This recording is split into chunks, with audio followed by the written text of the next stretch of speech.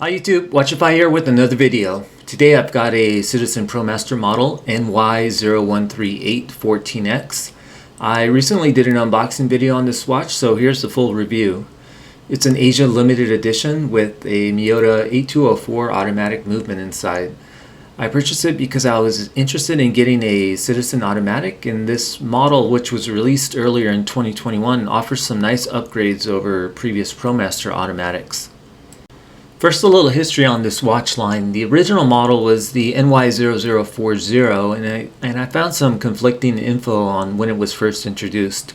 It seems though that a prototype was released in 1989 and saw use in the Italian Navy SEALs as their official watch.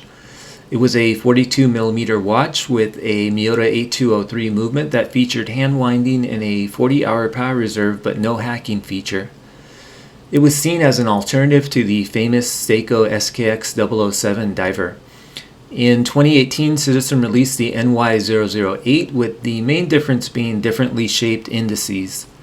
Then in 2019 came the NY009 with some newer colorways, and the NY011 in 2020 that had an increased case size of 44mm. Then came this NY013 series released in 2021. The case size remains at 44mm, but now you get sapphire and a slightly updated 8204 movement that hacks and has a 42-hour power reserve. Since Citizen is mostly known nowadays for their EcoDrive solar quartz movements, it was no surprise that they released an EcoDrive version of the NY0040 around 2016. In terms of the Miyota and Citizen relationship, Miyota is part of the Citizen watch company, so these automatic movements are essentially in-house movements.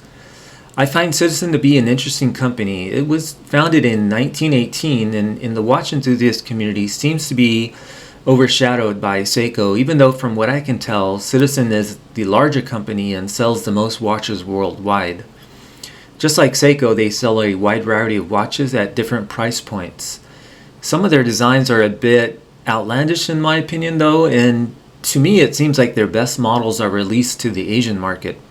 In fact, I couldn't even locate any automatic movement watches on their Citizen watch website, so it looks like their automatic lines are targeted to the Asian market only.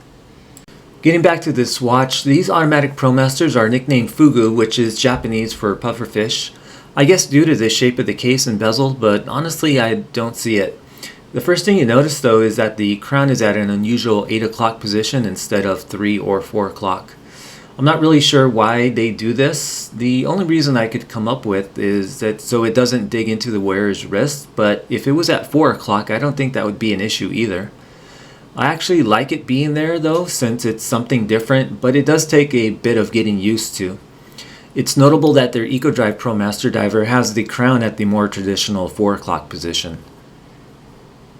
The other variants of this NY013 line are the black-dialed NY0139 in black IP coated case, which comes on a rubber strap, the 135, which is the same watch but on a metal bracelet, the 130 again with a black dial but now with a stainless steel case and bracelet, and then the green-dialed NY0131.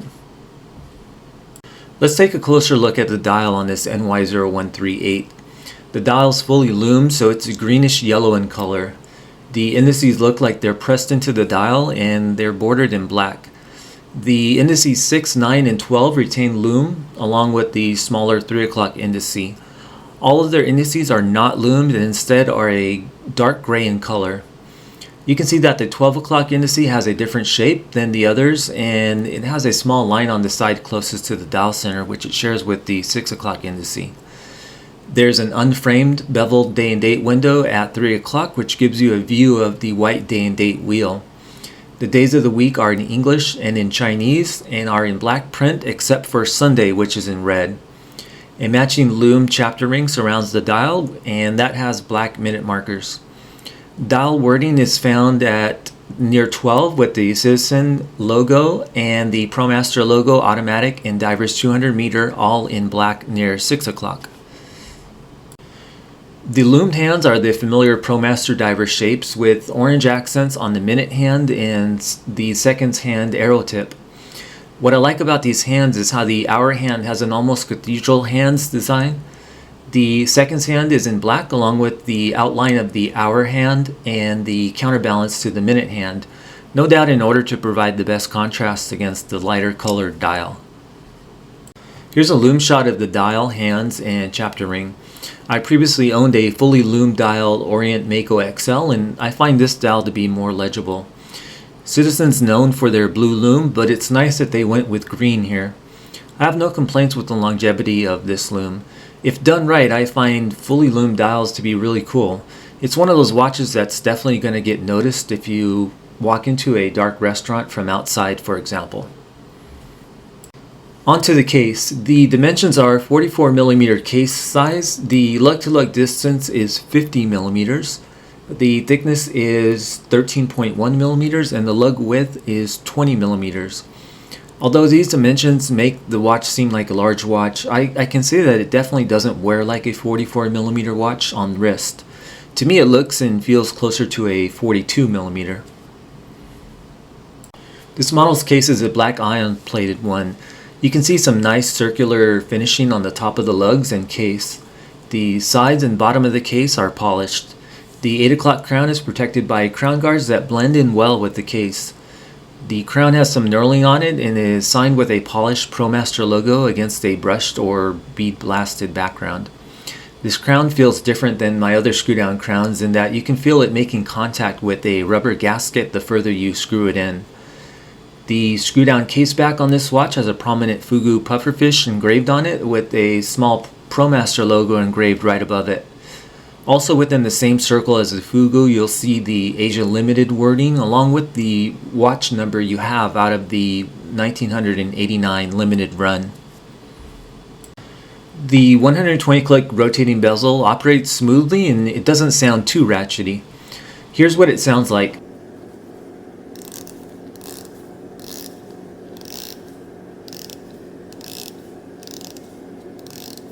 The bezel has a brushed finish with 30 indentations along it.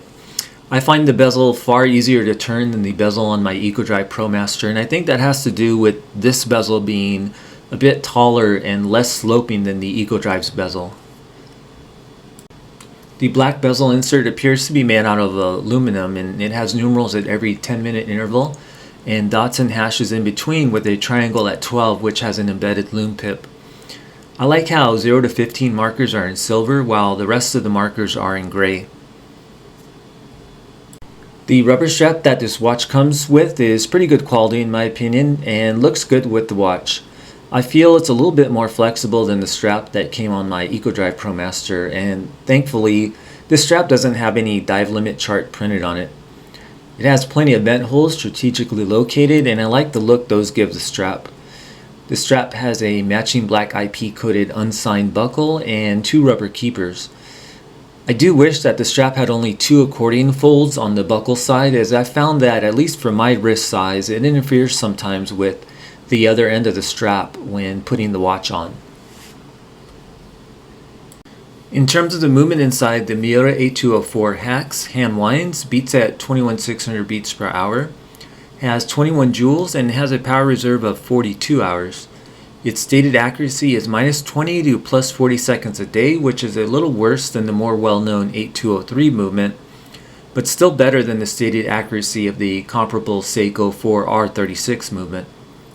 After adjusting my time grapher for the 49-degree lift angle, I show this watch is running about 15 seconds fast per day, which is within tolerances.